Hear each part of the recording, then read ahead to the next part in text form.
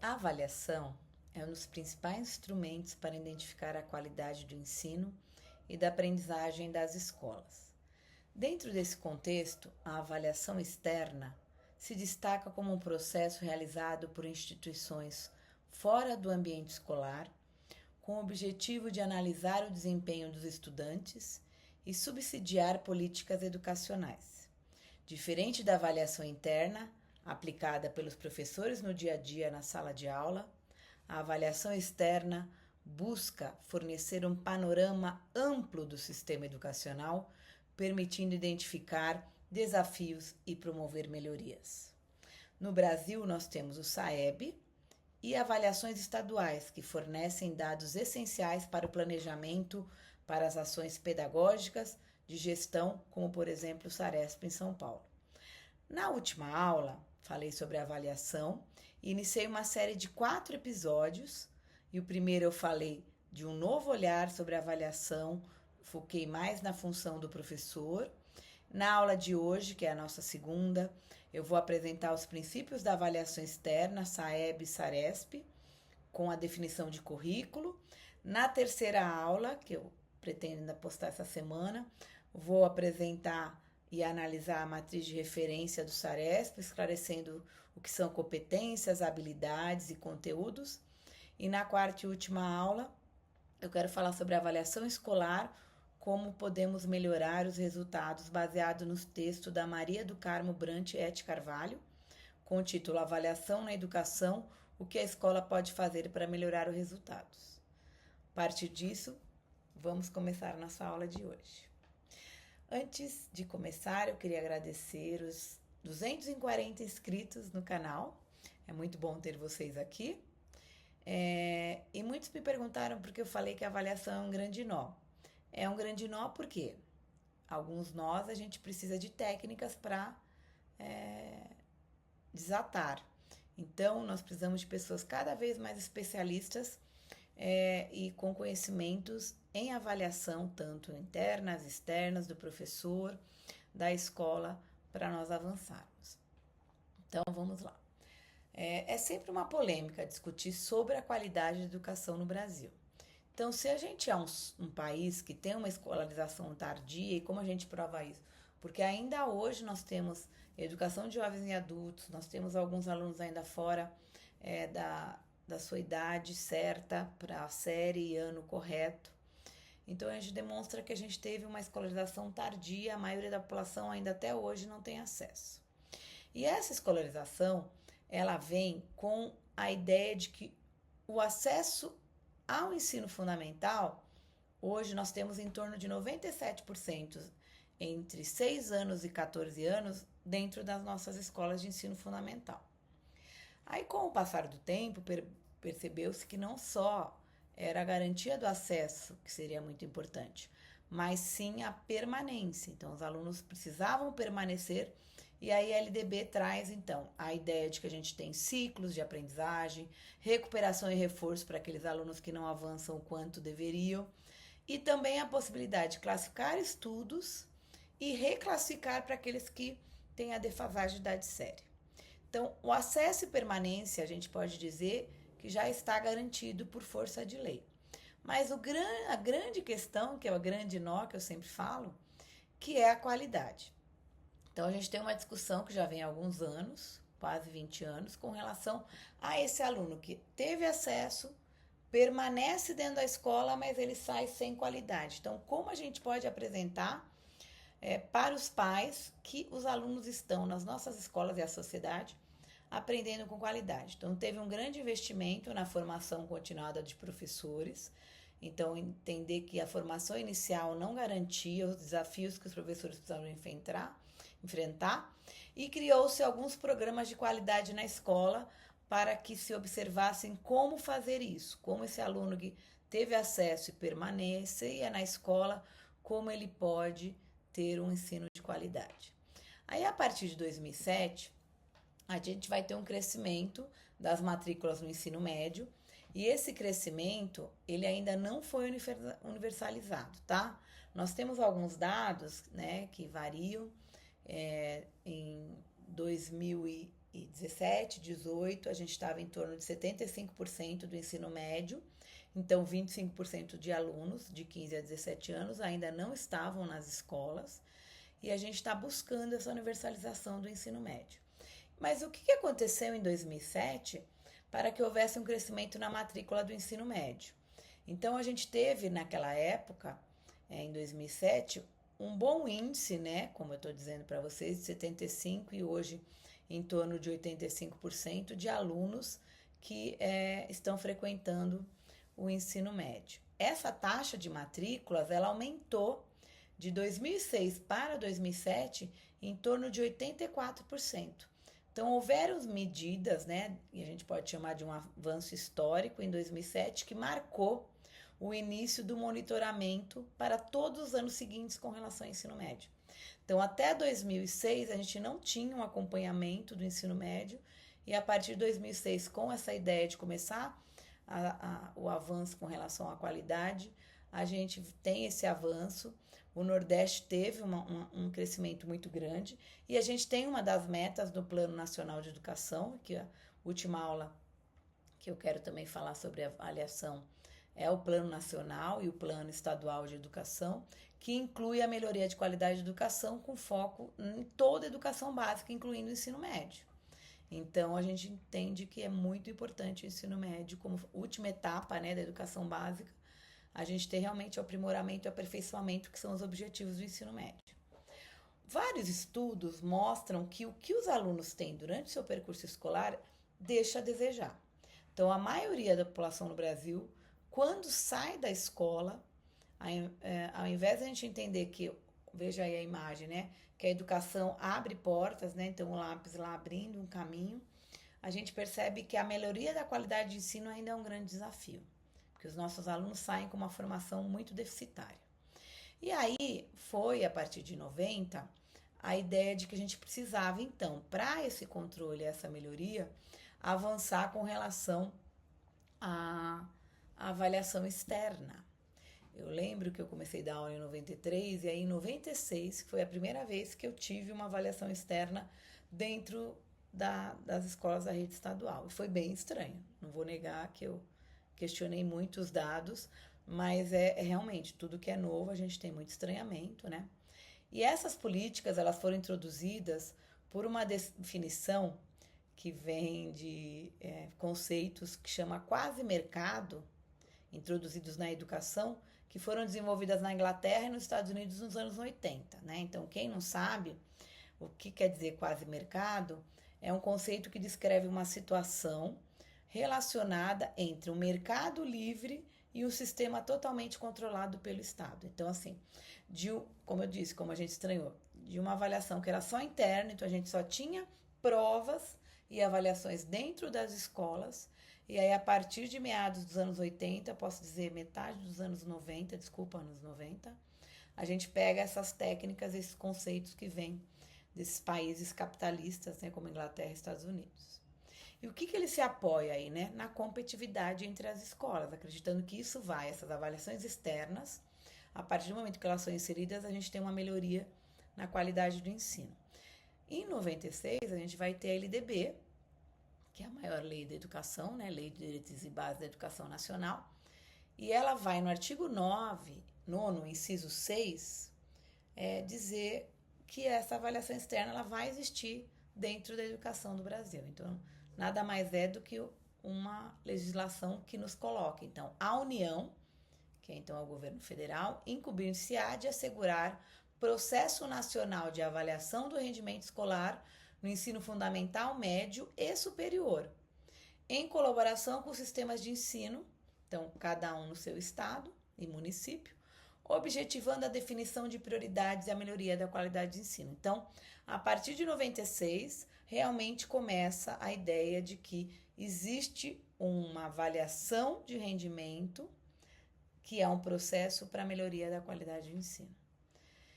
E o primeiro sistema que aparece é o SAEB, né, e outros sistemas parecidos, né, como eu disse para vocês, o SARESP aqui em São Paulo. O que ele vem, então, essa avaliação externa? Ela vem para detectar o que os alunos têm dificuldade e prover Então, a palavra prover, ela é prever, é antecipar, e prover, a partir do momento que você percebe que existe uma defasagem, existe um déficit, a gente adota medidas para superar esse déficit. Então, os sistemas escolares, eles têm muita dificuldade com esse tipo de resultados. Então, a gente ainda hoje tem dificuldade de utilizar esses instrumentos. Atualmente, a gente tem testes, né, em grande escala, então começou lá, como eu disse para vocês, a primeira vez que eu vivenciei isso foi em 97, falei 96, mas desculpa, no LDB coloca no artigo 9º, inciso 6, e aí em 97 a gente tem a utilização das avaliações externas pela primeira vez. Causou muito estranhamento, mas hoje ele tem sido um principal instrumento para medir a qualidade do país. Então, de 97 a hoje, 2025, a gente pode dizer quase 30 anos que ele virou o principal instrumento. Então, não adianta a gente falar que a gente tem uma avaliação interna maravilhosa, os alunos estão indo super bem nas minhas avaliações internas, se quando ele faz a externa, né, que é o Sareb, Saresp, Enem, PISA, ele não tem um bom rendimento.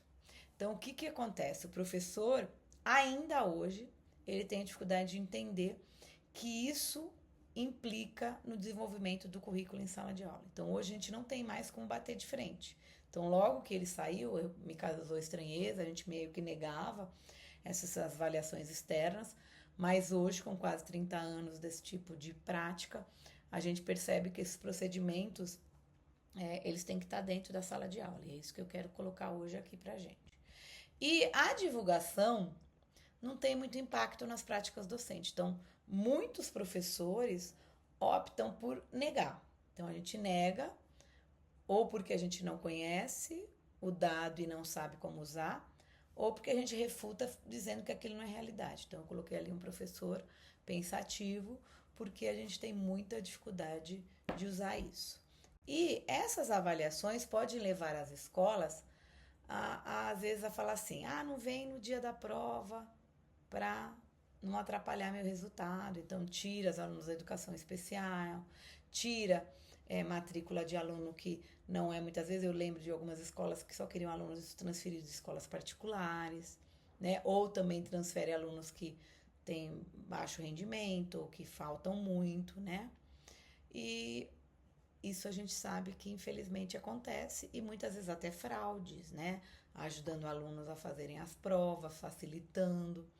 Então, infelizmente, não se entendeu ainda, né? Que é uma avaliação que vem para somar a discussão da avaliação interna. E aí, como eu citei o SAEB, vamos definir então o que é o SAEB, que é um sistema de avaliação da educação básica, e o objetivo dele, como disse, é fornecer informações sobre as áreas de conhecimento. E a gente tem as duas principais áreas de conhecimento, que são ferramentas hoje para a gente encarar a vida, que é a língua portuguesa e a matemática. E a partir disso a gente vai ver que fatores podem influenciar no aprendizado. E o SAEB, ele utiliza testes, questionários. Você sabe que essas avaliações externas sempre vêm junto com um questionário, né, social, que as pessoas respondem, né, sobre como é a vida, toda a questão do background, que eu vou falar um pouco no texto da Maria do Carmo Brant.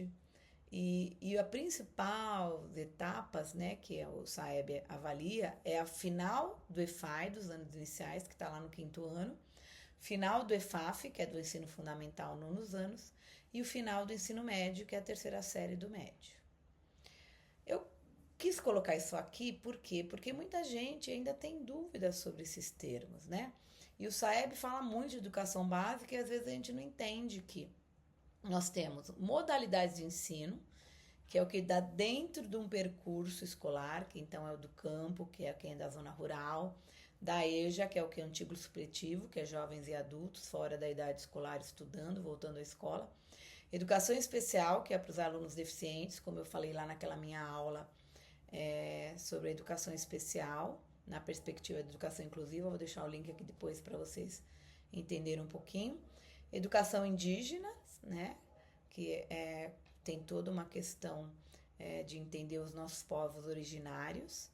Profissional, que é aquele aluno que prefere, dentro do seu percurso, muitas vezes fazer uma educação profissional integrada, ou posterior, né? E a quilombola, que é o que também já dei uma aula aqui de educação étnico-racial, vou deixar o link aqui embaixo depois também na descrição, que é as pessoas que são remanescentes de quilombos, terras que pertenceram aos antigos escravos.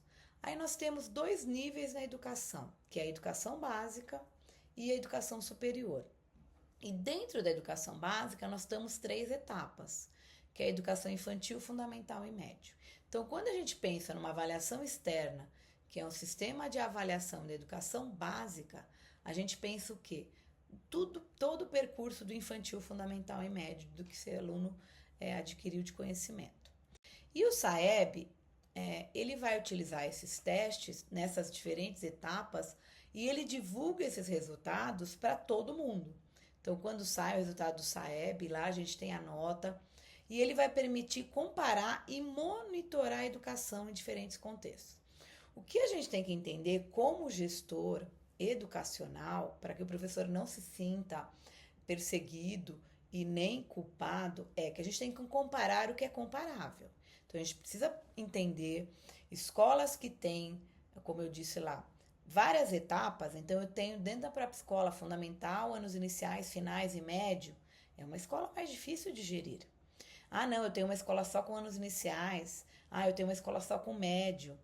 Eu tenho uma escola que tem uma complexidade muito grande, mais de 1.000 alunos. Não, eu tenho uma escola só com 200 alunos, com menor complexidade. Eu tenho uma escola que numa região de um índice de desenvolvimento humano muito baixo. Não, eu tenho uma escola num nível classe média, né, desenvolvimento humano maior, as famílias têm mais acesso à informação.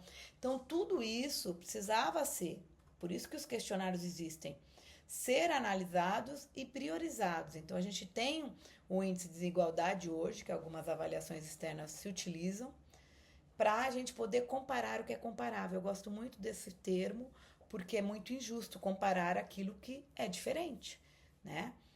Então, esse contexto precisa ser muito valorizado também nas avaliações externas.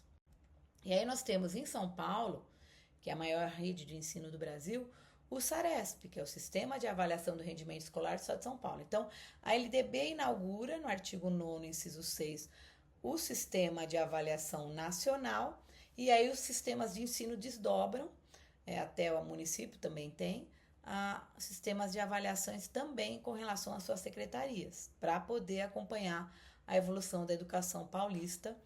E a gente tem em São Paulo, da mesma forma que o SAEB, a avaliação dos alunos em língua portuguesa e matemática, só que aí o SARESP ele avança um pouquinho no número dos anos, né? Então, terceiros, quintos, sétimos e nonos do fundamental e terceira série do ensino médio, que tem os seus conhecimentos nas avaliações. E as provas hoje também colocam, claro, que para premiações e bônus eles ficam ainda em língua portuguesa e matemática. Mas como diagnóstico e dado, a gente tem matemática, ciências humanas, ciências da natureza e redação. O ano passado foi dito que ia ter até uma avaliação do professor individualmente, mas por enquanto ainda não foi feito isso, tá? Então tinha um índice para cada professor dentro das suas disciplinas do currículo, mas ainda a gente fica muito mais focado em língua portuguesa e matemática. O currículo é bem interessante essa discussão, porque se a gente tem uma avaliação externa e essa avaliação ela é baseada no ensino, o ensino ela é feito em cima do quê? De um currículo. E esse currículo, ele é um instrumento que ele estrutura toda a escolarização. Então, o Rimeno Sacristã, ele é uma das maiores autoridades em currículo. Ele tem um livro Compreender e Transformar, que ele é uma bíblia sobre currículo. Eu indico para quem quiser aprender um pouquinho sobre o assunto. E ele diz que ele impõe regras e normas. Então, assim, por que nós temos esses componentes curriculares hoje? Porque nós temos essas disciplinas dentro do nosso currículo. Tudo isso é um instrumento para estruturar a nossa escolarização. Então, o currículo, ele não é neutro. A gente precisa entender que todo currículo é uma escolha.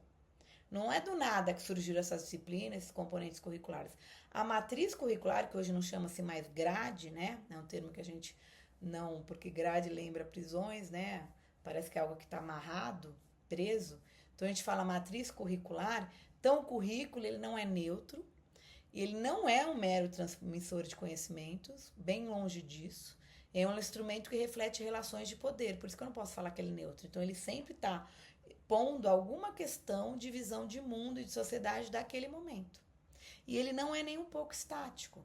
Então ele é uma prática social que está em constante transformação, que é comprovada e questionada. Por isso que a gente tem disciplinas que aparecem e desaparecem do currículo. Então, por exemplo, quando eu estava nos anos iniciais, na década de 80, tinha estudos sociais.